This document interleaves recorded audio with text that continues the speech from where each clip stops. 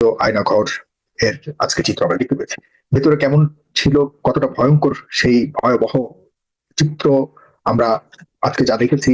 আর আপনারা যখন দেখবেন যে সেই ঘরে যারা ছিল, বছরকে বছর যারা সেই ঘরটিতে অন্ধকার সে ঘরের মধ্যে ছিল, সেই রুমগুলো, ছোট ছোট রুমগুলোর মধ্যে ছিল, তাদের জীবন কেমন গেছে প্রিয় দর্শক একটাবার অনুভব করতে পারবেন। একদিন অন্ধকার, কোনো আলো ছাড়া, যে রুমের ভিতরেই খাওয়া, যে রুমের ভিতরেই আপনার মলমূত্র ত্যাগ করা থেকে শুরু করে সেখানে ঘুম, এরকম একটি অন্ধকার রুমের মধ্যে যারা ছিল তাদের অবস্থা কেমন আপনারা যদি অনুভব করে থাকেন, তাহলে আমরা আজকে একটু আপনাদেরকে সেই অনুভবের জায়গা থেকে সেই জায়গাতে আমরা নিয়ে যেতে চাই, যেখানে এমনই একজন ওই ঘরের মধ্যে ছিলেন, যার কাছ থেকে শুনতে চাইবো আমরা যে আসলে তিনি কেমন ছিলেন। তিনি বহুবার বলেছেন, তবু আজকে আমাদের কাছে বলবেন, কারণ হলো ওই জায়গাটি উন্মোচিত হয়েছে, এখন আমাদের চোখের সামনে সেই জায়গাটি এবং অনুভব, এই দুটিকে মিলিয়ে আমরা চেষ্টা করবো, অনুভব করবার চেষ্টা করবো যে কতটা কষ্টের ছিল সেই দিনগুলি। প্রিয় দর্শক, আমার সাথে রয়েছেন ব্রিগেডিয়ার জেনারেল আমান আজমি, যিনি অনেকদিন সেই অন্ধকার ঘরের মধ্যে ছিলেন, নির্যাতিত হয়েছেন, প্রায় মৃত্যুর দুয়ার থেকে তিনি আবার আমাদের মাঝে ফিরে এসেছেন। আজকে আমরা তার কাছ থেকে কিছু সেই সব কালো সময়গুলির কিছু কথা শুনবো, পাশাপাশি আজকে অনেকগুলি বিষয় প্রশ্ন আকারে আমাদের সামনে এসেছে, এসব নিয়েও তার কাছ থেকে জানতে চাইবো যে ঘটনাগুলি নিয়ে তিনি কি মনে করেন, তার কি প্রতিক্রিয়া। জনাব ব্রিগেডিয়ার জেনারেল আব্দুল আমান আজমি, আপনি শুনতে পাচ্ছেন আমাকে? আসসালামু আলাইকুম প্রিয় দর্শক। 6 মাস পর আমাদের অন্তর্বর্তীকালীন সরকার যে আয়নাঘর দেখালেন, সেই আয়নাঘর নিয়ে ব্যাপক বিতর্ক রয়েছে। প্রিয় দর্শক, এই বিষয়ে সরাসরি মুখ খুলছেন আয়নাঘরে দীর্ঘদিন বন্দী থাকা, নির্যাতিত, নিপীড়িত, অসহায় একজন মানুষ, ব্রিগেডিয়ার জেনারেল আমান আজমি। প্রিয় দর্শক, ফেস দ্য পিপলে তিনি জয়েন রয়েছেন। আমরা সরাসরি চলে যাব ভিডিও স্ক্রিনে, সেখানে বিস্তারিত দেখে আসবো। ভিডিওটি খুবই গুরুত্বপূর্ণ হবে, অবশ্যই ধৈর্য সহকারে পুরো ভিডিওটি দেখবেন, তাহলে বিস্তারিত বুঝতে পারবেন। ভিডিও শেষে গুরুত্বপূর্ণ আলোচনা করা হলো। ধন্যবাদ সাহেব সাহেব। আসসালামু আলাইকুম আপনাকে এবং আপনার মাধ্যমে দর্শকদেরকে আমি সালাম ও শুভেচ্ছা জানাচ্ছি।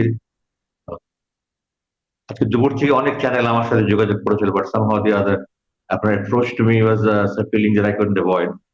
এই জন্য আমি আপনার সাথে রাজি হয়েছি। কৃতজ্ঞতা।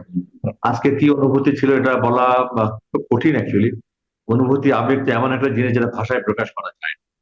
আমি ওখানে যে 2908 দিন 69,794 ঘন্টা ছিলাম, এটা তো 69,794 ঘন্টার লিখে শেষ করা যাবে। তো আপনারা যেগুলো দেখেছেন, আমি ওখানে আপনার ভিডিও ক্লিপ দেখেছেন, আমি যেহেতু 8টা বছর ছিলাম এবং আমি একটা ডিটেইল রিপোর্ট সাবমিট করেছি, সেটার কারণে ডক্টর ইউনূস মাননীয় প্রধান উপদেষ্টা উনি আমাকে এই তথ্য আমাকে নিয়ে করেছেন। আমার সাথে আপনি দেখেছেন ভিডিও ক্লিপগুলি। কষ্ট করেছি। জি, আমি 8টা বছর ওখানে থাকার ফলে আমি আস্তে আস্তে আস্তে আস্তে কিছু কিছু তথ্য সংগ্রহ করেছি, কোনখানে কোন রুমটা, কোনটা ইন্টারভিউশন রুম, কোনটা স্টোর রুম, কোনটা কিচেন, কোনটা মেডিকেল রুম, কোনটা সুপারভাইজারের রুম। তো যার ফলে আমি চোখ বাধা ছিল, যতটুকু আপনি লিখেছেন পরবর্তীতে। জি, সবসময় আপনার চোখ বাধা ছিল, রাইট? সেখানে যখন আপনি ছিলেন, না, এটা এখানে কিছু কিছু ভুল তথ্য আছে। 1 নম্বর, আপনি বলেছেন যে আমার টয়লেটটা আমাকে ওই ওদের অফিসাররা যে টয়লেট ব্যবহার করতো, সেই টয়লেট আমাকে ব্যবহার করার সুযোগ দেওয়া হয়েছিল, যার ফলে ওটা আমার রুম থেকে 45 থেকে 50 কদম দূরে। আচ্ছা আচ্ছা, হ্যাঁ। কিন্তু আমার রুম থেকে এক পা বেরোতে হলে আমাকে চোখ বেঁধে, হাত বেঁধে মুখোশ পরিয়ে নিয়ে যাওয়া।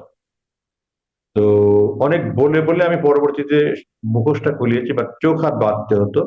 আমি অজু, গোসল, টয়লেট সব মিলিয়ে দিনে 7 বার অন অ্যান অ্যাভারেজ টয়লেটে যেতাম। এই যে ছোট ছোট রুমগুলো দেখলাম, এবং খুবই ছোট্ট রুম, 2 ফিট মনে হবে কিছু কিছু রুম খুব ছোট ছিল। ওদের দুটা সম্ভবত ওদের ভিআইপি রুম বলে তারা। তো ডিজিএফআই আমার 8 বছর যে 5 জন ডিজি ছিল, তার মধ্যে 3 জন সম্ভবত আমার ডাইরেক্ট স্টুডেন্ট ছিল। তো তারা সে কারণে আমাকে বড় একটা রুমে থাকতে দিয়েছে। আমার রুমটা অন্যান্য ছোট ছোট রুম, আপনারা উপদেষ্টা নাহিদের দেখেছেন যে রুমে দাঁড়িয়ে কথা বলছিল, ওটা খুব ছোট রুম ছিল। আমার রুমটা একটু বড় ছিল। আর আপনার আমাকে এই 7 বার যাওয়া 7 বার আসা মানে দৈনিক আমার 14 বার করে চোখ হাত বাঁধা হতো। আর যখন ডাক্তার আসতো বা কম্পাউন্ডার রক্ত নিতে আসতো, প্রেশার মাপতে আসতো, রক্তের রিপোর্ট বলতে আসতো, কোনো অফিসের কথা বলতে আসতো, তখন চোখ বাঁধা মুখোশ পরানো হতো। তো আমি হিসাব করে দেখেছি মোর দেন 41,000 বারের বেশি আমার চোখ হাত বাঁধা হয়েছে। আনবিলিভেবল। আমি জানি না পৃথিবীতে কোনো মানুষের 41,000 বারের বেশি চোখ হাত বাঁধা হয়েছে কিনা। তবে আমি রুমের ভিতরে কখনো চোখাত বাঁধা হতো না। আর রুমের ভিতরে আপনার প্রাকৃতিক আলো বাতাস ছিল না, চাঁদ, সূর্য, আকাশ, মেঘ, বৃষ্টি এগুলো কিছু দেখার সুযোগ হয়নি। তবে লাইট ছিল আপনার। তবে লাইটের সুইচটা বাইরে ছিল। আমি 8 বছর ছিলাম, আমি জানি না আমার সুইচ বোর্ডটা দেখতে কেমন। আমি বলতে হতো এই লাইটটা জ্বালানো হচ্ছে, ফ্যানটা চালানো নিবার। লাইট আমি যে আমি অন্ধকার করে ঘুমাবো সেটার সুযোগ ছিল না, আমাকে একটা একটা লাইট জ্বালিয়ে রাখতে হতো। একদম ভরা আলো তো ঘরের ঘুমানো তো কষ্টকর। ঘুম তো ওখানে হতোই না বলতে গেলে আপনার 2 থেকে 3 ঘন্টা। হার্ডলি 8 বছরে হয়তো কয়দিন 3 ঘন্টা বেশি ঘুম হয়েছে। রাতে তো সন্ধ্যা থেকে রাত পর্যন্ত আস্তে আস্তে রাত বাড়তো, আপনার আতঙ্ক বাড়তো। 11টা 12 পর থেকে নিয়ে পরের দিন ভোরে আলো হওয়া পর্যন্ত সারা রাত ক্রস ফায়ার আতঙ্ক থাকে। এবং এখনো কিন্তু আমার বডি ক্লক অ্যাডজাস্ট হয়নি, আমি এখনো অলমোস্ট এভরিডে ফজর পরে ঘুমাই। যারা ফেসবুকে আছে তারা দেখে যে আমাকে লেখে আপনি এত রাত এখনো কি করছেন। তখন ঘুম হয় না, স্পেন্ড মাই টাইম ফেসবুকে কাজ করি, কিছু আমার আরো মেল টেল করি, অন্য কাজ করি। তো আমার ওই 2908 দিন সারা রাত ক্রস ফায়ার আতঙ্কে থাকতো যে কখন আমাকে নিয়ে যাবে। এবং একটা মানুষের মানসিক অবস্থা কি হতে পারে যখন আমি প্রতিদিন আল্লাহর কাছে বলতাম যে আল্লাহ, আজকে রাতটাই যদি আমার শেষ রাত হয়, তুমি যদি এদের হাতে আমাকে মৃত্যু লিখে রাখো, তুমি আমাকে শহীদের মর্যাদা দিও। আর আমার লাশ যেন কুকুর, বিড়াল, শিয়ালের খাবার না হয়, যেটা ক্রস ফায়ারে তারা ফেলে রেখে খাল বিলে রেখে যায়। আমার লাশটা তুমি অক্ষত অবস্থা দয়া করে আমার মা, স্ত্রী, সন্তানের কাছে পৌঁছে। একটা মানুষ যখন দিনের পর দিন, রাতের পর রাত এই আতঙ্কে থাকে এবং এই দোয়া করে প্রতি রাতে আল্লাহর কাছে, আল্লাহ যদি আমার শেষ নামাজ হয়, তুমি আমার নামাজ কবুল করো, আমার গুনাহ মাফ করে দিও। তার পৃথিবীর যত কবি সাহিত্যিক আছে সবাই মিলে সারা জীবন চেষ্টা করলে এই অনুভূতি প্রকাশ করার কোনো ভাষা নেই। জি, নিঃসন্দেহে আমি এখন শুনছি আর ভাবছি যে কিভাবে সম্ভব। আপনি কি যারা আশপাশে ছিল তাদেরকে কখনো দেখতেন? না, তারা কে ছিল, কারা ছিল, তাদের কোনো শব্দ শুনতেন, তারা কি কথা বলতো? সুযোগই ছিল না। আমার রুম থেকে বের হতে হলেই তো আমাকে চোখ বাঁধতে। আর রুমের 2টা দরজা ছিল, একটা দরজা 1 কপাটের, একটা দরজা 2 কপাটের। ওগুলোর ভিতরের দিকে গ্রিল ছিল, বাইরের দিকে স্টিলের দরজা ছিল, ডাবল লেয়ার দুটাই। তো যেটা 2 কপাটের ওটা সর্বক্ষণ বন্ধ থাকতো, যেটা সিঙ্গেল কপাটের ওটার দিকে নিয়ে যাওয়া আসা করতো। সারপ্রাইজিংলি আজকে গিয়ে দেখলাম ওই লোহার দরজা, লোহার গ্রিল কিছুই নেই, তার সুন্দর করে কাঠের দরজা লাগিয়ে। আমি এসব নিয়ে আসছি, এগুলো গুরুত্বপূর্ণ প্রশ্ন আপনার কাছে আছে, কিন্তু আপনার ওই সময়কালীন সময়টা নিয়ে কয়েকটি বিষয় জাস্ট জানতে চাচ্ছি। কারণ মানুষ আগ্রহী যে আপনি কিভাবে সময়টা কাটিয়েছেন, এতগুলি বছর সেখানে কাটিয়েছেন। সেখানে যারা আপনি বলছেন আপনার স্টুডেন্ট ছিল, সেনাবাহিনীর যারা অফিসাররা ছিলেন যে এটা দেখভাল করতেন, তাদেরকে কি আপনি চিনতে পেরেছেন বা তারা কারা? না, আপনাকে এখানে একটা জিনিস আমি পরিষ্কার করতে চাই আপনার জন্য এবং শ্রোতাদের জন্য, যে প্রথম কথা হলো যে ডিজিএফআই কিন্তু সেনাবাহিনী প্রধানের অধীনে নয়, এটা সেনাবাহিনীর কোনো প্রতিষ্ঠান নয়, এটা 3 বাহিনীর প্রতিষ্ঠান। ট্রাই সার্ভিস অর্গানাইজেশন, এবং এটা সরাসরি প্রত্যক্ষ প্রধানমন্ত্রীর নিয়ন্ত্রণ। প্রধানমন্ত্রী মানে আমাদের প্রতিরক্ষা মন্ত্রী, এবং বাংলাদেশ স্বাধীন হওয়ার পর থেকে জেনারেল ওসমানী সর্বপ্রথম প্রতিরক্ষা মন্ত্রী হয়েছিলেন। এরপর থেকে কোনো প্রধানমন্ত্রী আর কাউকে নতুন করে প্রতিরক্ষা মন্ত্রী বানায় না। চিফ এক্সিকিউটিভ যিনি, উনি ওনার হাতে ওটা রেখে দেন। তো এখনো পর্যন্ত defence ministry under chief adviser, এর আগে প্রাইম মিনিস্টার আন্ডারে ছিল। And DGFI directly controlled by the prime minister through his military adviser, যেটা আপনারা জানেন ওনার ছোট বোনের দেবর যেন Tarek Siddiqui military adviser, defence adviser ছিলেন। তো ওনার মাধ্যমে তো চেইন অফ কমান্ড হলো prime minister to the defence adviser to DGFI, এবং ডিজিএফআই তার ডাইরেক্টরকে দিয়ে এই সমস্ত কাজ করায়। এখানে সেনাপ্রধানের কোনো রোল নেই। ইভেন ডিজিএফআই কমপ্লেক্সের ভিতরে সেনাপ্রধান, প্রধানমন্ত্রী ওর মধ্যে ঢুকতে পারবেন। তো মানুষের যেন ভুল ধারণা না থাকে যে সেনাবাহিনী এই সমস্ত গুম করে। কিন্তু সেনাবাহিনী কম্পাউন্ডের মধ্যেই তো, সেনাবাহিনী কম্পাউন্ডের মধ্যে ঠিক নয়, ক্যান্টনমেন্টের একদম এক কিনারে, একদম এক প্রান্তে এটার অবস্থান। এবং ওটা গেট দিয়ে ঢোকার পরে ভিতরে কমপ্লিটলি ডিফারেন্ট কম্পাউন্ড এবং প্রেমিসের ভিতরে কি আছে না আছে, কি করে না করে, এগুলো কারো জানার কোনো সুযোগ নেই বাড়ি। তো সেনাপ্রধান কোনদিন কিন্তু সেনাবাহিনী, আমরা যদি জানি সেনাবাহিনীর একটা কর্তৃত্ব সেখানে আছে এই ডিজিএফআই। আমি আরেকটু বলে নিই, এটা সাধারণত এটা ডিজি সবসময় সেনাবাহিনীর থেকে যায়, এবং এটা যে ডাইরেক্টর গুলো আছে এগুলো এক একটা ব্রাঞ্চকে ব্যুরো বলে। ব্যুরো গুলো যে ডাইরেক্টর আছে, যেমন director counter terrorism and intelligence bureau, director counter intelligence bureau, director intelligence affair bureau, director foreign liars bureau. এই ডাইরেক্টর গুলোর মধ্যে আমার জানা মতে একজন শুধু এয়ারফোর্স ছাড়া বাকি সব সেনাবাহিনীর থাকে, যার ফলে টপ লেভেলে আপনার এগুলি সব মোস্টলি সেনাবাহিনী। এবং তিন বাহিনীর যে অনুপাত আমাদের দেশে রয়েছে, সেই অনুপাতে ডিজিএফআই এর অফিসার থেকে নিয়ে সকল পদবীর জন্যই আপনার 65 থেকে 70 ভাগ হলো সেনাবাহিনীর সদস্য, আর বাকি 30 থেকে 35 ভাগ হলো বাকি দুই বাহিনী মিলে। যার ফলে top elements top not all আপনার আর্মি অফিসার। এবং এগুলো আপনার এই কারণে বলছি আপনাকে তো তারা চিনতো এবং আপনি বলেছেন যে তারা অনেকে আপনার স্টুডেন্ট ছিল বা এই জাতীয়, এই কারণে আপনাকে একটা স্পেশাল ভিআইপি রুমে দিয়েছে। সেই তাদেরকে কি আপনি চিনতে পেরেছেন? তারা কারা ছিল? আমার তো রুমের বাইরে গেলে চোখ বাঁধা এবং তার অফিসারের সামনে গেলে মুখোশ পড়া, তো চেনার কোনো সুযোগই নেই। এখন পর্যন্ত আসলে ওই ডিজিএফআই তে যারা আপনাদেরকে বা অনেকেরই নিয়ে গুম করে রাখার দায়িত্বে ছিল প্রতিরক্ষা মন্ত্রণালয় বা প্রধানমন্ত্রীর পক্ষ থেকে, তাদের কি কোনো না কোনো ভাবে তাদের পরিচয় কি জেনেছেন বা তারা কারা ছিল? হ্যাঁ, আপনি তো যে 5 ডিজির বিরুদ্ধে তো ওয়ারেন্ট বের হয়েছে। আমার 8 বছরের সময় যে 5 জন ডিজি ছিলেন, আচ্ছা, আমাকে যখন অপহরণ করা হয় তখন ছিলেন মেজর জেনারেল, পরবর্তী লেফটেন্যান্ট জেনারেল অবসরপ্রাপ্ত আকবর, তারপরে ছিলেন মেজর জেনারেল সাইফুল আবেদিন, তারপরে ছিল লেফটেন্যান্ট জেনারেল সাইফুল আলম, তারপরে লেফটেন্যান্ট জেনারেল আহমেদ তাবরেজ শামস, এবং সবশেষে ছিল মেজর জেনারেল আব্দুল হামিদ। এই 5 জনের মধ্যে আমাকে যখন মুক্তি পাই আমি 7ই অগস্ট, এই দ্বিতীয় মুক্তিযুদ্ধের পরে, তো এই 7 জনের মধ্যে প্রথম 2 জন ততদিন অবসর চলে গিয়েছিল। বাকি 3 জন সেনাপ্রধানের তদন্ত কমিটি করেছে। উনি, আমি যখন হাসপাতালে ভর্তি ছিলাম মুক্তির পর পরে, আপনারা জানেন অনেকদিন 84 দিন আমি হাসপাতালে ছিলাম, তো তখন সেনাপ্রধান আমার সাথে একদিন দেখা করতে গিয়ে আমাকে বলেছেন, সেনাপ্রধান আমার ডাইরেক্ট ছাত্র, তো আমাকে বলেছিলেন জেনারেল ওয়াকার যে স্যার আপনাকে কি ডিজিএফআই অপহরণ করেছিল? ইনফ্যাক্ট আমাকে যে ডিজিএফআই অপহরণ করেছে এটা আমি জানতাম, কারণ যে অফিসার আমাকে পিক করতে এসেছিল আমি তাকে চিনতে পেরেছিলাম, কিন্তু আমি কোনোদিনই এটা প্রকাশ করিনি এই কারণেই যে তারা যদি জানতে পারে আমি বুঝতে পেরেছি, তাহলে হয়তো আমার জীবন আরো বেশি হুমকির সম্মুখীন হবে। তিনি কে করিনি, এবং আমাকে যে রুমে নিয়ে রেখেছে, ইন্টারেস্টিংলি এটা হলো আপনার যে কচুক্ষেতে যে ডিজিএফআই কমপ্লেক্সটা আছে, এটা সর্ব উত্তর একটা 14 তলা বিল্ডিং, যেটা মার্কেটের সামনে দেখা স্পষ্ট। আর সর্ব দক্ষিণে হলো এই আয়নাঘর তথাকথিত, এটা অ্যাকচুয়ালি অফিসিয়াল নাম হলো JIC, জয়েন্ট ইন্টারোগেশন সেল। এটা পাকিস্তান আমল থেকে আছে, এবং এটার মূল উদ্দেশ্য হলো সশস্ত্র বাহিনীর 3 বাহিনীর কোন সদস্য যদি গুরুতর কোনো অপরাধে জড়িত হয়ে যায় এবং যেটা সাধারণ তদন্তে ধরা না পড়ে, তখন তাদেরকে JIC তে পাঠানো হয় further interrogation and if need be আপনার টর্চার করে তাদের কথা বের করা। তো এটা হলো কচুক্ষেত্রের ডিজিএফআই কমপ্লেক্সের সর্বদক্ষিণ। তার ঠিক দক্ষিণে হলো ঢাকা ক্যান্টনমেন্টের station officers mess B. Dhaka ক্যান্টনমেন্টে কয়েকটা মেস আছে, এটা স্টেশন অফিসার্স মেস বি, এবং এটা 1982 সালে প্রতিষ্ঠা হয়। এবং আমি fortunately I was in Dhaka at that time, এবং আমি এই মেসের প্রথম বাসিন্দাদের মধ্যে একজন। এবং আমরা যখন আমাদের ওই মেস থেকে আমাদের উত্তরে ওই জিআইসির দক্ষিণে যেহেতু মেসটা, তো জিআইসিটা মেস থেকে আমরা উত্তরে দেখতে পেতাম একটা একতলা বিল্ডিং, এবং ওই একতলা বিল্ডিং মাঝে মাঝে আমরা চিৎকার চেঁচামেচির আওয়াজ পেতাম। আমি যখন জুনিয়র অফিসার ছিলাম, সিনিয়র কাছে শুনে জানতে পারলাম জিআইসি এটার উদ্দেশ্য এটা। তো আমাকে যখন প্রথম দিনে তারা রাতে ঢোকালো, তখন দক্ষিণ দিক যে ছোট ছোট যেটা ভেন্টিলেটর ছিল, যেটা পরে বন্ধ করে দিয়েছিল, ওই দুটো জানলা দিয়ে আমার সেই পুরাতন পরিচিত মেস আমি দেখতে পেয়েছি। তো আমি 100% শিওর যে আমাকে জিআইসি তে রাখা হয়েছে। আপনি বলছেন যে অফিসার আপনাকে তুলতে গিয়েছিল তাকে আপনি চিনতে পেরেছেন, তিনি কে আসলে?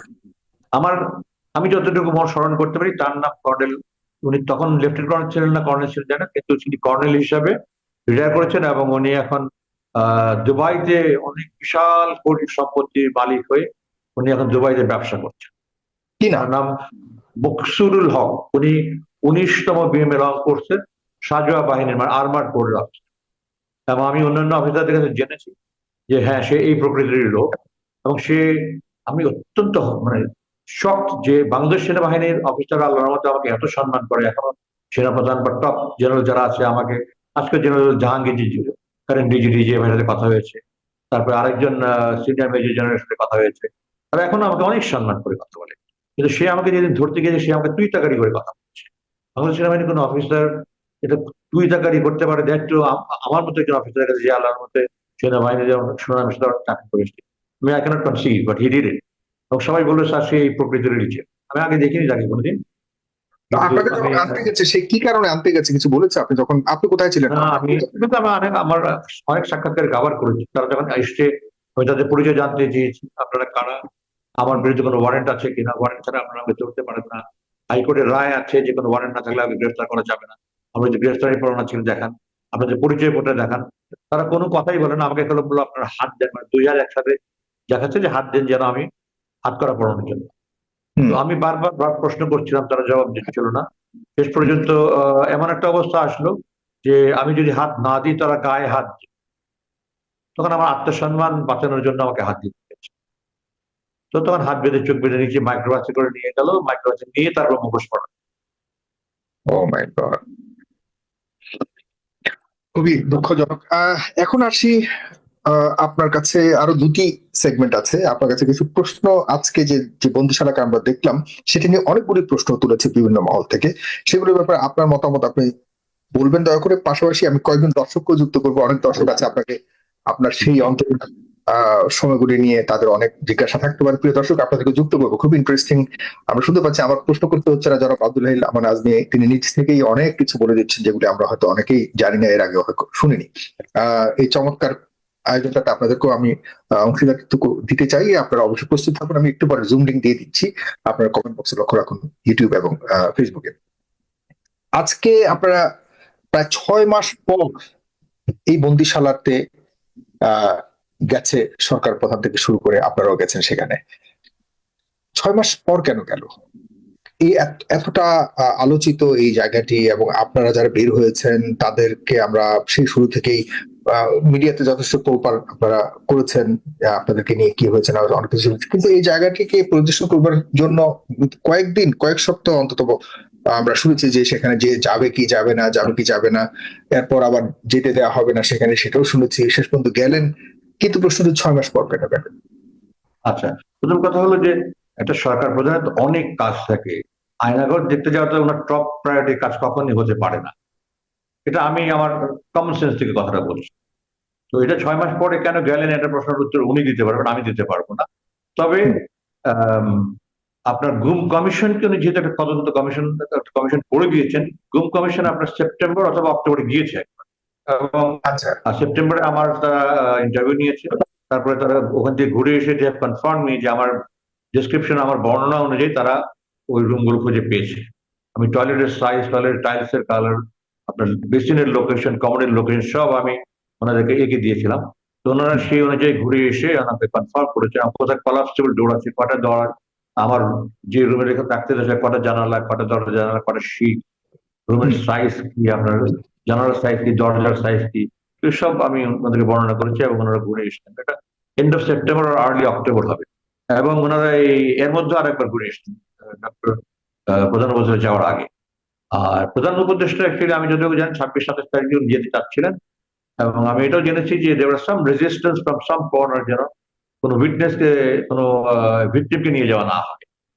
তো আমি ক্লিয়ারলি জানতে পারিনি যে কোন সোর্স, মানে আপনার সোর্স ফর্ম থেকে কোনখান থেকে কি ধরনের রেজিস্ট্যান্স ছিল জানি না, বাট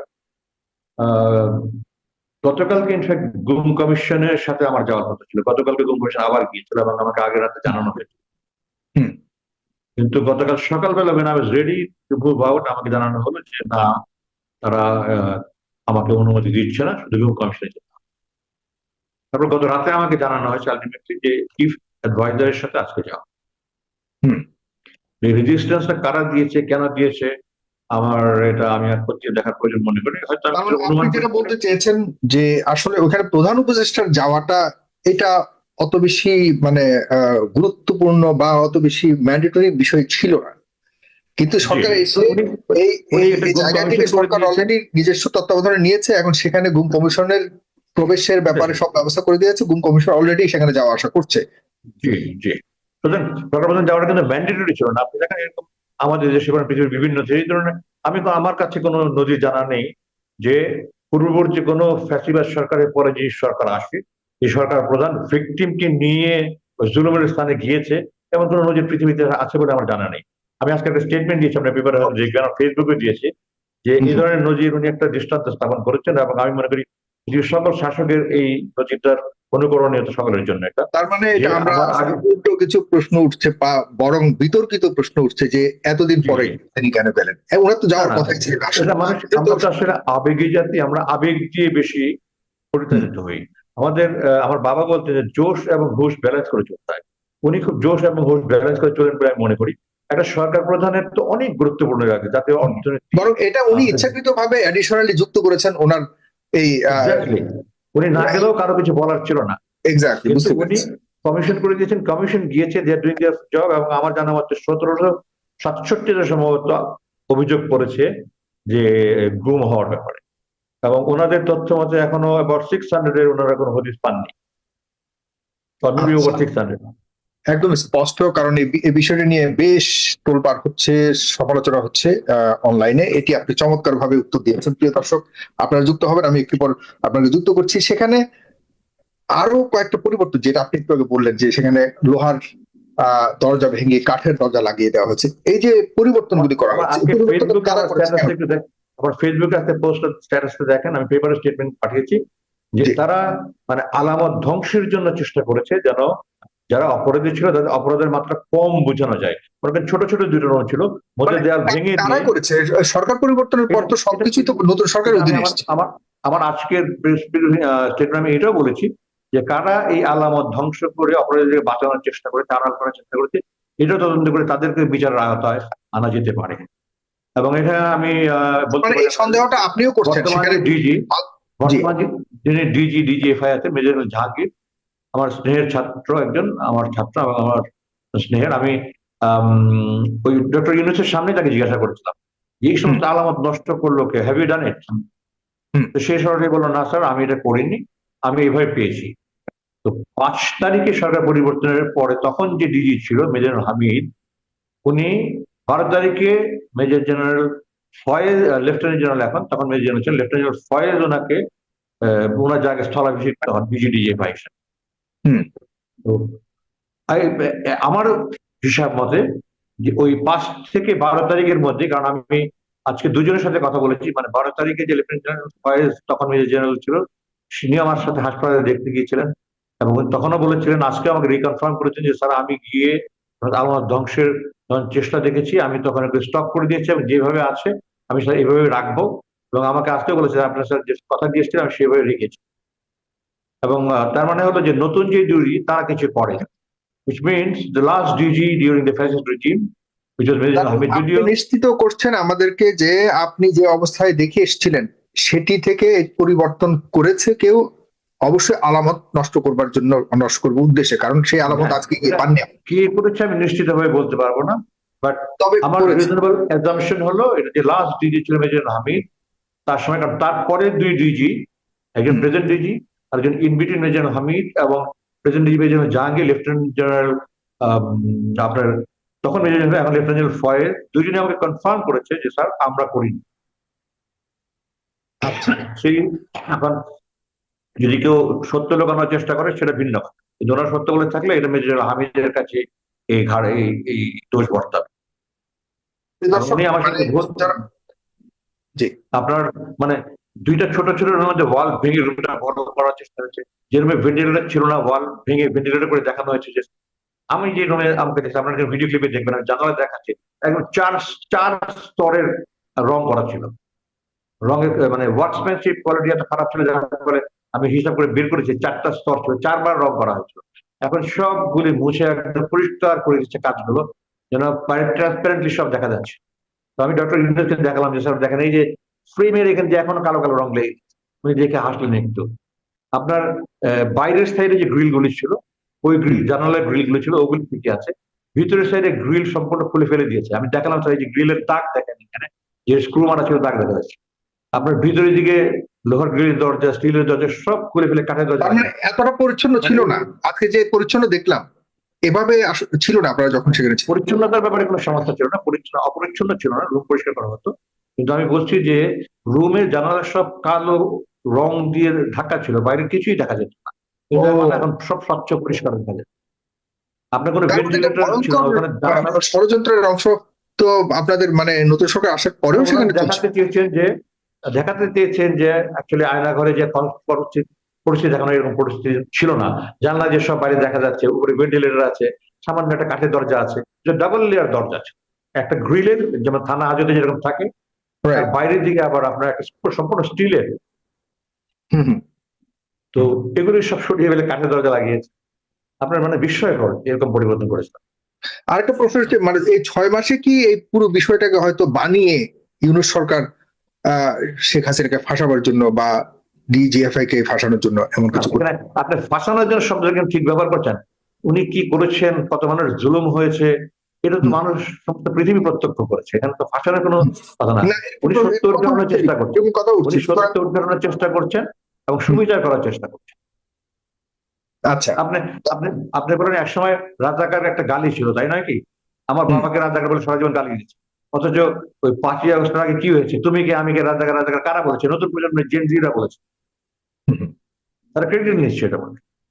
হুম। তো এই জন্য ডক্টর ইউনূস ফাঁসানোর কোনো প্রশ্নই ওঠে না। মানে তারা কি করেছে, আগের ফ্যাসিবাদ সরকার কি করেছে, hmm. Known to all, it's open. এটা তো কোনো এখন গোপনীয় কিছু না। কত হাজার হাজার কোটি টাকা পাচার করছে তারা, পালায় না মানে বলে। রং যেটা দেখছি আমরা আজকে, রং দিল কে প্রশ্ন রয়েছে, সেই রংগুলি আপনি বলছেন যে রং করা হয়েছে নতুন করে, আগের যে কিছু রং কিছু রং হয়তো আগেও হয়েছিল, আমি তো সব কোনো রুমে যাইনি। আমার রুম ছাড়া আর টয়লেট ছাড়া আর তো কোথাও আমার দেখার সুযোগ হয়নি। বাট মেডিকেল রুম ছিল, ওখানে আমি একবার অজ্ঞান হয়ে যাওয়ার পরে 7 দিন ওখানে আমাকে রাখা হয়েছিল।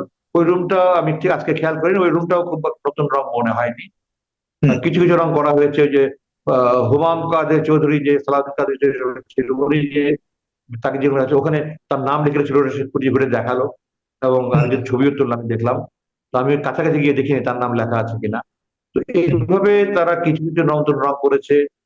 আমার এটা তো নতুন রং করেছে, এটা 2022-এর মার্চ মাসের ফার্স্ট উইকে একবার নতুন রং করেছে। এরপরে আর করেছে কিনা আমি আজকে অত ভালোভাবে খেয়াল করার সুযোগ পাইনি। আচ্ছা। আমি আরেকটা যে দুটো বিষয়, টয়লেট ব্যবহার করেছিলাম তার একটা টয়লেট ঠিক আছে, আরেকটা টয়লেট টাইলস এর রং সম্পূর্ণ টাইলস পাল্টে ফেলেছে।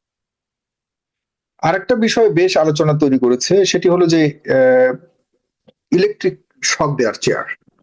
এই চেয়ার কি আপনারা দেখেছিলেন, এবং এই চেয়ারটা কি আসলে সেখানেই ছিল, এবং ওই চেয়ারের মধ্যে কাউকে কি নির্যাতন করা হয়েছে আপনার জানা মতো, বা আপনি নিজেও কি কোনোভাবে নির্যাতিত হয়েছেন কিনা? আপনি আমাকে শুধুমাত্র আমাকে ছিলেন এই অবস্থায় নাকি ক্লিয়ার যে নির্যাতনের আমাকে শিকার হয়েছে? কোনো ফিজিক্যাল টর্চার করা হয়নি, আলহামদুলিল্লাহ। Allah is very kind. Maybe 3 DG আমার ছাত্র ছিল, মোস্ট অফ দ্য ডাইরেক্টরস আমার তো হয় আমার অধীনে চাকরি করেছে অথবা আমার আশেপাশে চাকরি করেছে। তো আমাকে কোনো ফিজিক্যাল টর্চার করে, আমার সিনিয়রিটি, আমার সার্ভিস সিনিয়রিটি সবকিছু কনসিডার করে তারা আমাকে কোনো ফিজিক্যাল টর্চার করেনি। অন্যদের কি করেছে কি করেছে না আমি জানি না, তবে আমি তো খবর যেটা দেখেছি চেয়ারটা আপনার র‍্যাব 2 যেটা আগারগাঁয়, সেখানে ডিজিএফআই যে আয়নাঘর বা জয়েন্ট ইন্টারোগেশন, এখানে এই চেয়ারটা নেই, এটা আমি যতটুকু জেনেছি। সেটা ওই আগারগাঁয়ে র‍্যাব 2-তে ছিল। ও, আর তার মানে এখানে এখন যে যে ইলেকট্রিক শকের চেয়ারটা যেটা দেখা যাচ্ছে এই সোশ্যাল মিডিয়াতে, এটি আসলে আজকের যে আয়নাঘর খোলা হয়েছে বা বন্দিশালা খোলা হয়েছে, আজকে এটা উনি এখানে না। 3 জায়গায় গিয়েছিলেন।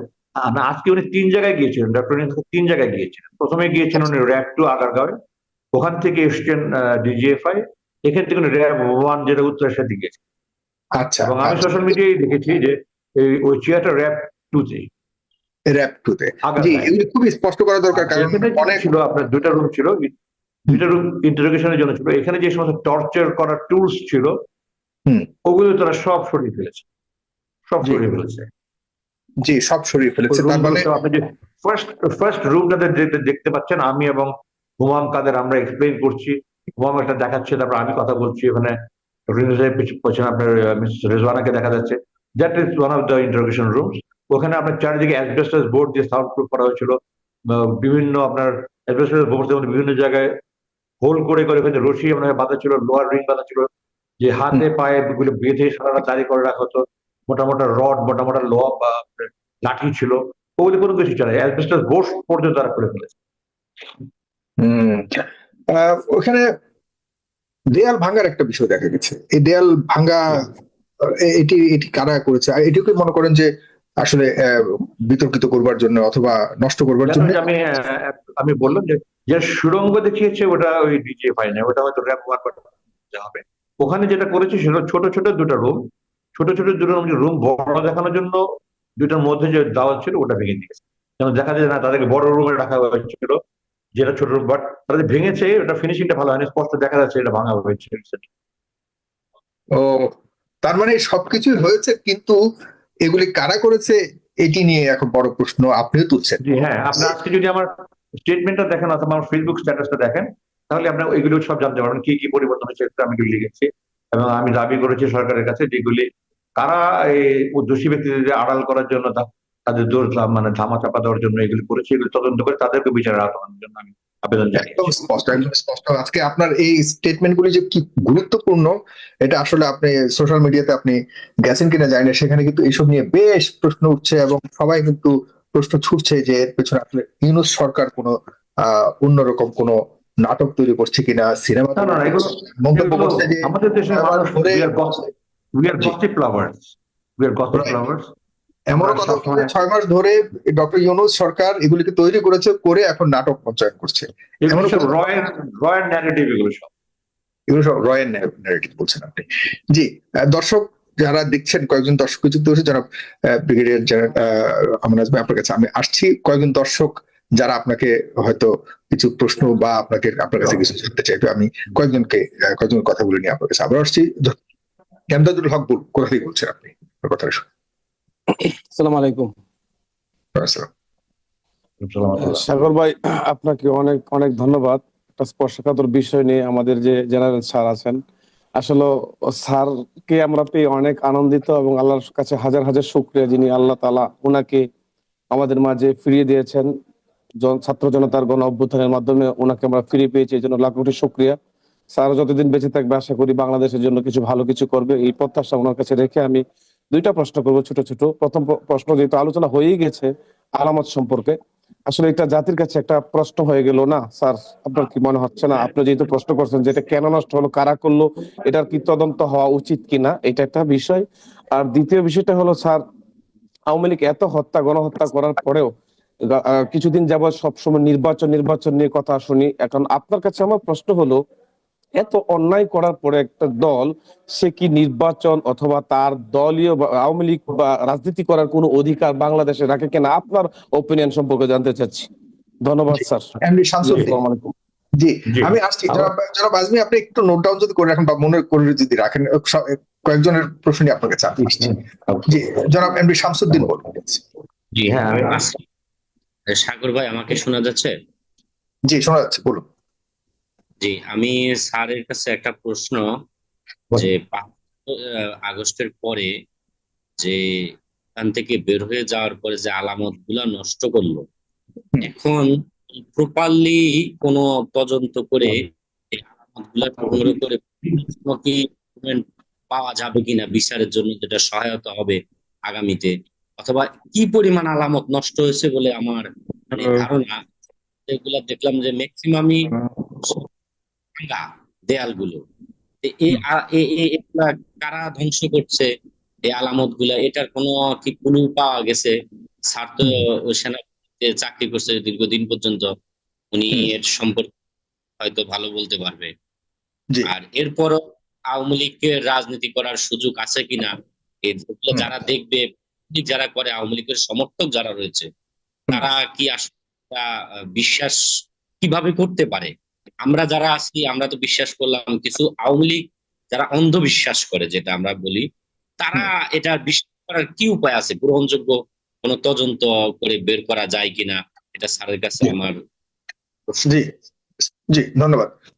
জনাব ইব্রাহিম বলুন। জনাব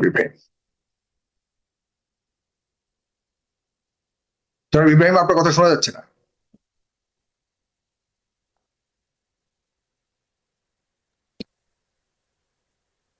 জি,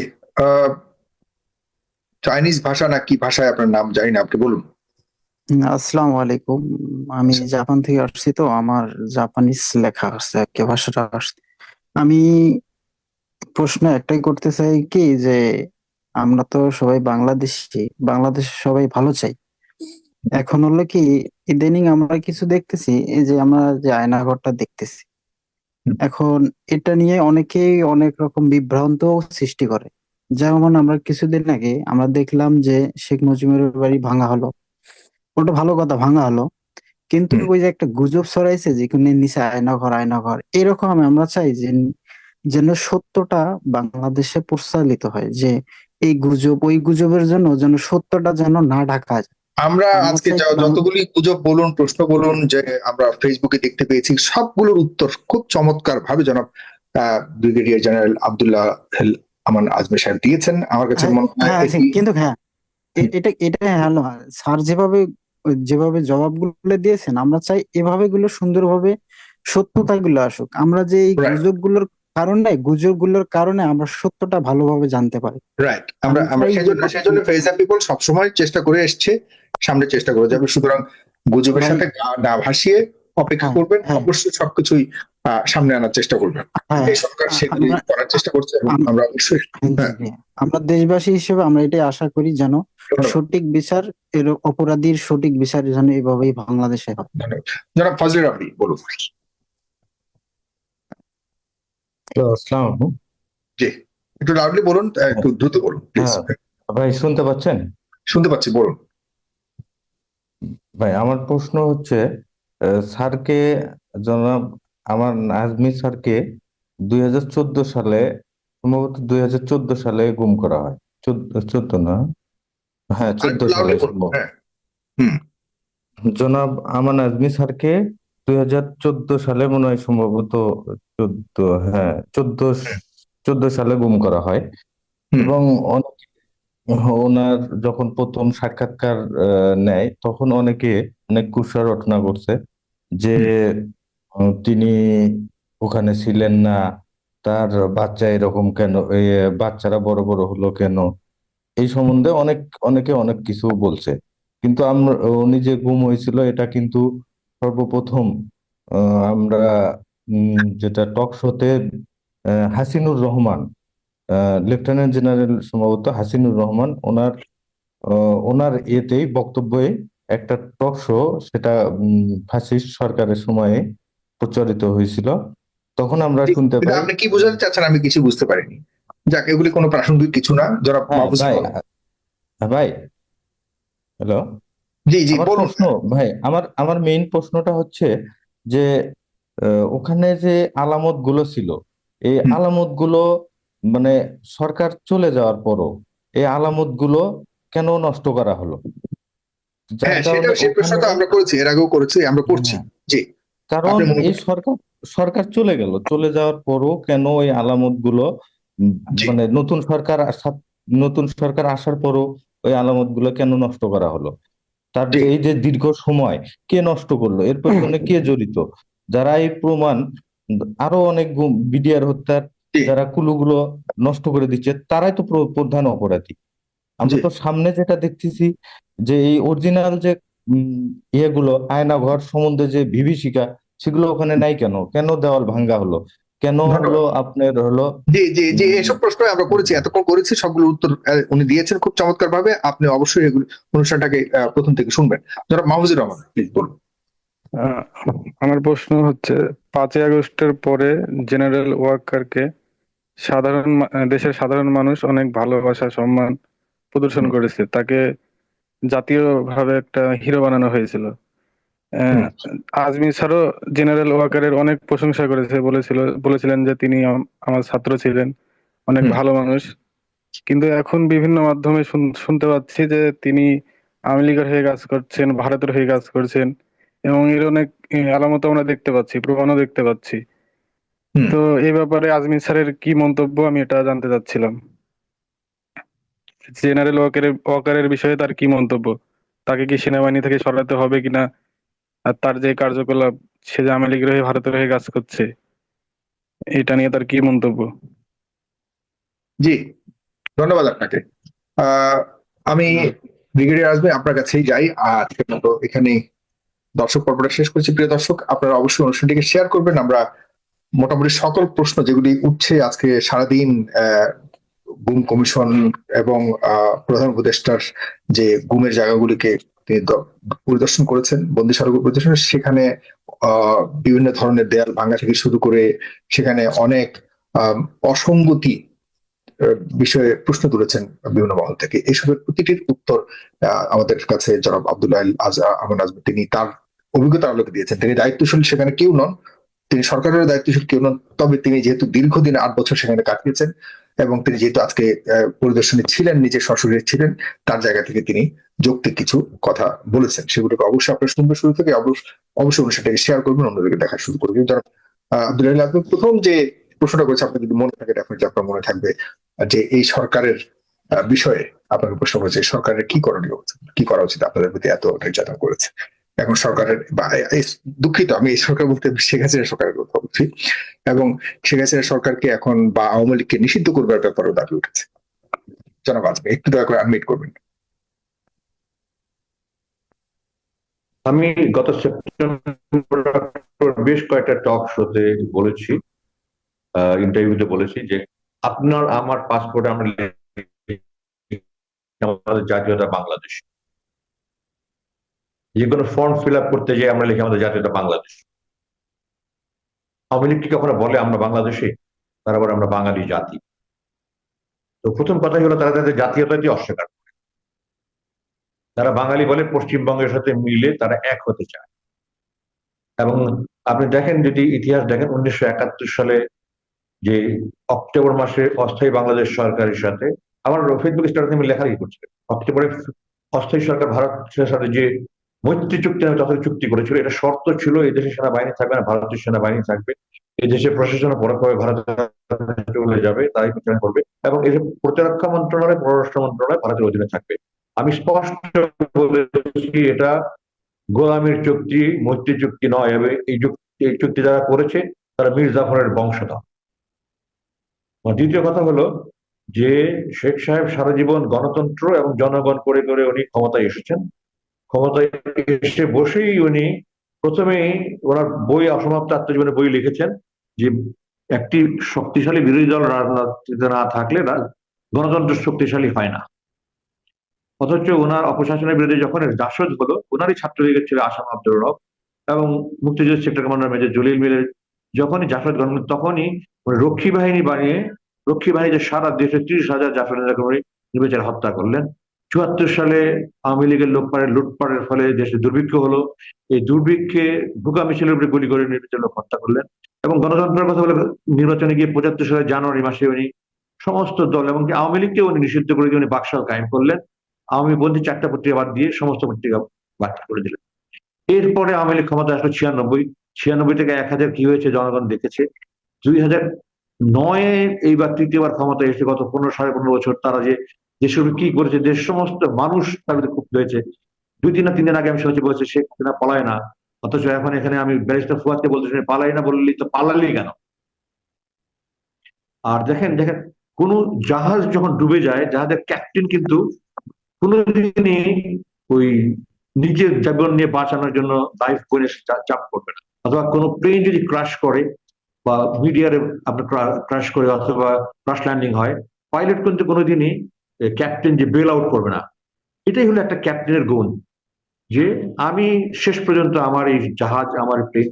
দলের নেতারও এরকমই হওয়া উচিত। 2007 1/11 যখন হয়, আমার বাবা তখন আমার বড় ভাই জেদ্দায় ওনাকে বেড়াচ্ছিলাম বড় ভাই বাসায়, তখন এখানে জামাতে তৎকালীন আমি নিজামী সাহেব, জামাতের অন্যান্য নেতা সবাই ফোন করে বললেন আপনি দেশে আসবেন না, আপনার বিপদ হতে পারে। উনি বললেন যে আমার দলের লোকের যা হবে তাই হবে, আমি আমার দলের লোকজনকে ছেড়ে এখানে আরামে থাকবো? কোনোদিন হতে পারে না, আমার যা আছে আমি চলে আসবো। এটা একদিকে দেখেন, আরেকদিকে উনি নিজের জান এবং বোন, দলে কে কোথায় আছে কোনো খবর নাই, নিজের জানকে এবং নিজের বোনকে নিয়ে উনি এই দেশ ছেড়ে পালালেন। তো যারা এই দেশকে একেবারে ভারতের হাতে তুলে দেওয়ার জন্য একেবারে তৈরি ছিল, আপনারা দেখেছেন আমার দেশ শুরু হওয়ার পরে খবর আসছে যে ভারতকে এই দেশ আক্রমণ করার জন্য পর্যন্ত তিনি বলেছেন, এই দেশের অর্থনীতি ধ্বংস করে দিয়েছেন, শিক্ষা ধ্বংস করে দিয়েছেন, আপনার পুলিশ বিভাগ ধ্বংস করে দিয়েছেন। এই ডিজিএফআই একটা চমৎকার বাহিনী ছিল, এটাকে উনি একটা গুন্ডা বাহিনী বানিয়েছেন, সব নিজের দলীয় আত্মীয় স্বজনকে দিয়ে, নিজের এলাকার লোকজনকে দিয়ে, নিজের আস্থাভাজন লোকজনকে দিয়ে ওখানে বসিয়ে তাদেরকে দিয়ে সমস্ত অপকর্ম করেছেন। তো তাদের এই দেশের রাজনীতি করা তো দূরের কথা, আমি মনে করি এই যে তাদের থাকারই কোনো অধিকার আছে কিনা আমি জাতির কাছে প্রশ্ন করতে চাই। এরা নিজেদের জাতীয়তাই স্বীকার করেন, তারা তো কোনোদিন বলেন আমরা বাংলাদেশি, তারা বলে আমরা বাঙালি জাতি। তো আমার পাসপোর্টে লেখা আমি বাংলাদেশ, আমি বাঙালি বলবো কেন? ভাষা কোনোদিন জাতীয়তার ভিত্তি হতে পারে না। তাহলে তো ক্যানাডিয়ান, অস্ট্রেলিয়ান, ব্রিটিশ, আপনার আমেরিকান, নিউজিল্যান্ড সবাই তো তাহলে ইংলিশ হওয়া উচিত, তাই না? আরব সমস্ত মধ্যপ্রাচ্যে সবাই আরব হওয়া উচিত ছিল। ভাষা কোনোদিন ভারতের সমস্ত এতগুলো রাজ্য, তারা কি ভাষার ভিত্তিতে রাজ্যটা বলে? তারা সবাই আমরা ইন্ডিয়ান। তো আমরা কেন বাঙালি বলবো? বাংলা বলতে কিন্তু সেই 1905-এর আগে যে পূর্ববঙ্গ পশ্চিমবঙ্গ মিলে যে বাংলা রাজ্য ছিল, আমরা নিশ্চয় শুনেছেন বাংলা, বিহার, উড়িষ্যা, নবাব সিরাজউদ্দৌলা, ওই বাংলা হলো পূর্ববঙ্গ পশ্চিমবঙ্গ। এখন তো সেই বাংলা নেই। এই বাংলা হলো পূর্ব পাকিস্তান ছিল, যেটা সেটা এখন স্বাধীন বাংলাদেশ হয়েছে। তো আমরা বাংলা বাংলা বলে আমরা জান দিয়ে দিচ্ছি, অথচ আমার দেশের নাম বাংলা না। আমাদের জাতীয় সঙ্গীত হয়েছে যেখানে বাংলাদেশ শব্দের নাম নেই। যিনি লিখেছেন তিনি একজন মুসলিম বিদ্বেষ ভারতীয় কবি, এবং যেখানে লিখেছেন ওখানে স্বাধীন বাংলাদেশের অস্তিত্বের কোনো প্রেক্ষাপটই ছিল না। এবং সবচেয়ে বড় কথা হলো যে এই স্বাধীনতা, আমি কিন্তু আমার প্রথম প্রেস ব্রিফিং 3 সেপ্টেম্বর 2024 বলেছি। অনেকে আমাকে প্রশ্ন করেছে কেন আমি প্রথম প্রেস ব্রিফিংয়ে বলতে গেলাম। আমি এই জন্য বলতে গিয়েছি যে আমি স্বাধীনতা, সার্বভৌমত্ব, অখণ্ডতা রক্ষার জন্য শপথ দিয়ে আল্লাহর নামকে কমিশনিং এর সময় হতে হবে। এই দেশের স্বাধীনতা, সার্বভৌমত্ব, অখণ্ডতা রক্ষার জন্য জীবন দেব। অথচ আমি যে গানটা গাচ্ছি, এই গানটা আমার স্বাধীন বাংলাদেশের অস্তিত্বের পরিপন্থী। এটা বলছে দুই বাংলা এক করার কথা। এটা কি স্বাধীন বাংলাদেশের অস্তিত্বের সাথে সামঞ্জস্যপূর্ণ? যারা এইটাকে জাতীয় সঙ্গীত রাখতে চায় তারা ভারতের গোলাম, তারা ভারতের দালাল, ভারতের দোষর। এটা কোনো হতে পারে না। এই দলের ছাত্রলীগ যদি নিষিদ্ধ হয়ে গিয়ে থাকে, আমরা বলি কি বৃক্ষ তোমার নাকি ফলে পরিচয়, তাই বলি না? বৃক্ষ তোমার নাকি ফলে পরিচয়। তো ফল যদি খারাপ হয় তো গাছটাও তো খারাপ। তো কোন যুক্তিতে আওয়ামী লীগ নিষিদ্ধ হবে না? কোন যুক্তিতে তারা আবার এইভাবে নির্বাচন নিয়ে তামাশা করে মানুষের ভোট চুরি করে আবার তারা এখানে ভোট চাওয়া অধিকার রাখে? এটা আমি জানতে চাই। আমি তো মনে করি যদি সরকার নিষিদ্ধ না করে আমি মামলা করবো তাদের নিষিদ্ধ করার জন্য। Enough materials to show that তার এই যে গণহত্যা কারা শুরু করছে। আমরা বলি ৭১-২৫ মার্চ পাকিস্তান গণহত্যা শুরু করছে। নো, যেদিন ইয়াহিয়া খান বললো যে ৭০০ বাতিল করলো, সেই দিন এখানে ২৫ মার্চ পর্যন্ত সারা বাংলাদেশে, পূর্ব পাকিস্তানে হাজার হাজার বিহারি মেরেছে আওয়ামী লীগ ছাত্রলীগ। তারা প্রথম গণহত্যা শুরু করেছে। তো তাদের তো এই দেশে আমি মনে করি এই তোফায়েল আহমেদ সাহেব আওয়ামী লীগের 1969 সালে 13ই আগস্ট ঢাকা বিশ্ববিদ্যালয়ের মেধাবী ছাত্র আব্দুল মালেককে ইসলামী শিক্ষা ব্যবস্থা নিয়ে উনি বক্তৃতা, ওনাকে যেটা এখন ষড়যন্ত্রের আমরা রেস্ট ওখানে মাথা পিটিয়ে, মাথা গুঁড়ো করে এখানে বালু ঢুকিয়ে লাঠি দিয়ে করে ঘুরেছে 1961 এবং 2 দিন পরে মারা গেছে আব্দুল মালেক। এই তোফায়েল সাহেব 1970 সালে 18ই জানুয়ারি পল্টন ময়দানে আমার বাবার মিটিং হচ্ছিল। তখন তো কোনো ৭১-এর ধোঁয়া ছিল না। ওই মিটিং এ হামলা করেছে, আমার বাবাকে হত্যা করেছেন, আমার বাবাকে বাঁচাতে গিয়েছে, 2 জন মারা গেছে। এদের ইতিহাসই তেতেই। আপনি শেখ সাহেব অসমাপ্ত আত্মজীবনী পড়ে থাকেন, সারাটাই উনি স্কুল জীবনে 13-14 বছর বয়সে উনি মারামারি করে হাত কেটেছে। 22 বছর বয়সে ওনার নিজের লেখা, আমার বক্তব্য নাই, 22 বছর বয়সে 3rd ডিভিশনে এসএসসি পাস করেছে। উনি ঢাকা বিশ্ববিদ্যালয়ে ক্যালকাটা থেকে 3rd ক্লাসে বিএ পাস করে এসে ঢাকা বিশ্ববিদ্যালয়ে মাস্টার্সে লয়ে ভর্তি হয়েছিলেন। উশৃঙ্খলতার জন্য আজীবনের জন্য বহিষ্কার করা হয়েছে। তো আমার বাবাই তো এরকম, তাহলে আমরা সন্তানটাকে বলবো যে ছাত্রলীগ যদি নিষিদ্ধ হয়ে থাকে, আওয়ামী লীগ কেন নিষিদ্ধ হবে না? তো ছাত্রলীগ তো আওয়ামী লীগের প্রোডাক্ট। আমার সন্তান খারাপ হলে আমি খারাপ। তো আওয়ামী লীগ তাদের গডফাদার, তাদের মাস্টার মাইন্ড। আওয়ামী লীগ কেন নিষিদ্ধ হবে না? আওয়ামী লীগের এই দেশের অবদান, তারা এই দেশের শত্রু, শুধু ইসলাম দেশের শত্রু, তারা ইসলামের শত্রু। আমি দেখাই 90% মুসলমানের দেশ। ঢাকা বিশ্ববিদ্যালয়ের লোগোতে কোরআন শরীফ ছিল, রাব্বি জিদনি ইলমা লেখা ছিল। মুসলমানের বাচ্চাকে মুসলমান রাখা যাবে না। স্বাধীনতার পরই শেখ সাহেব সেই কোরআন শরীফ লোগো সরিয়ে দিয়েছেন, রাব্বি জিদনি ইলমা সরিয়ে দিচ্ছেন। আমরা এখন জানি ফজলুল হক মুসলিম, ফজলুল্লাহ হল আর সলিমুল্লাহ হল, আপনারা তাই জানেন তাই না? এই দুটোর সাথে মুসলিম ছিল, সলিমুল্লাহ মুসলিম ছিল। পাকিস্তানে বলা হতো এসএম হল, সলিমুল্লাহ মুসলিম হল, ফজলুল্লাহ মুসলিম হল, মুসলিম শব্দ তারা উঠিয়ে দিয়েছে। তো তারা, আপনি দেখেন শেখ সাহেব 3 লাখ টাকা, একটা কথা মুখ দিয়ে কথা বললো, 3 লাখের জায়গায় উনি ওনার বিদ্যার বহর এত ছিল যে বাংলায় যেমন 1000-এর পরে লাখ, ইংরেজি 1000 পরে মিলিয়ন, কিন্তু এখান থেকে 0 বেশি সেটার জ্ঞানটা ওনার ছিল না। উনি 3 লাখ বলতে গিয়ে 3 মিলিয়ন বলেছেন, ওটাকে তারা 30 লাখ টাকা কল্প কাহিনী বানিয়েছে। এটা দেশের ইতিহাসের হতে পারে সেসব নিয়ে রাজনীতি করার কোনো অধিকার, প্রতিষ্ঠিত ইতিহাস থাকার অধিকার আছে বলে মনে করি না। তারা পালিয়েছে ভারতে, ওখানে তারা থেকে যায়। জি, আপনাকে অনেক ধন্যবাদ। আমার কাছে মনে হয় বেশ সময় দিয়েছেন। আমি জানি যে আপনি এমন একটা জায়গায় গেছেন যেখানে আসলে সময় দেওয়াটা খুব মুশকিল ছিল, তারপর সময় দিয়েছেন। অনেক অনেক ধন্যবাদ আপনাকে। আমি আর আপনার সময় নিতে চাই না। জনাব ব্রিগেডিয়ার জেনারেল আব্দুল হাই আমান আজমি, আপনাকে অশেষ কৃতজ্ঞতা জানিয়ে এখানে শেষ করছি। প্রিয় দর্শক, শেয়ার করবেন। আসসালামু আলাইকুম। এবং আমাদের ফেসবুকে যারা এই মুহূর্তে দেখছেন, ফেসবুকে আপনারা সবসময় রাত 9টা 30 মিনিটে লক্ষ্য রাখবেন। আমাদের আগের বড় পেজটি নিয়ে একটু সমস্যা হচ্ছে, সেই পেজটি ঠিক হবে আশা করি। তবে এর আগে আপনারা এখন যেভাবে দেখছেন ইউটিউবে এবং পেজগুলিতে যারা দেখছেন, রীতিমতো এখানে দেখতে চেষ্টা করুন। ধন্যবাদ আপনাকে অনেক অনেক। আসসালামু আলাইকুম। আপনার দর্শকদেরকে আমার ফেসবুক ফলোয়ার হয়ে যেতে বলেন, তাহলে আমি ইতিহাসে অনেক কিছু আমি জানতে পারবো। Sure, thank you so much. আসসালামু আলাইকুম। আসসালামু আলাইকুম প্রিয় দর্শক, আশা করি পুরো ভিডিওটি দেখেছেন এবং বুঝতে পেরেছেন। প্রিয় দর্শক, কথা বললেন ফেস দ্য পিপল থেকে ব্রিগেডিয়ার জেনারেল আমান আজমি। প্রিয় দর্শক, যিনি দীর্ঘদিন জুলুমের কারাগার আয়নাঘরে, যে আয়নাঘর কবরের চেয়ে সরু, সেই আয়নাঘরে বন্দী ছিলেন, জীবনের যৌবন সেখানে শেষ করেছেন। প্রিয় দর্শক, তার অপরাধ কি? অপরাধ তিনি ইসলাম ধর্মের মানুষ, অপরাধ তিনি ইসলামকে বাংলাদেশে প্রতিষ্ঠা করতে চায় এবং স্বৈরাচার বিরুদ্ধে কথা বলে। তার কোনো হত্যার মামলা নেই, মিথ্যা মামলাকে তাকে তো গুম করা হয়েছিল এবং আয়নাঘরে রাখা হয়েছিল। মৃত্যু না হওয়া পর্যন্ত তাকে হয়তো রেখেই দিত স্বৈরাচারী শেখ হাসিনা সরকার।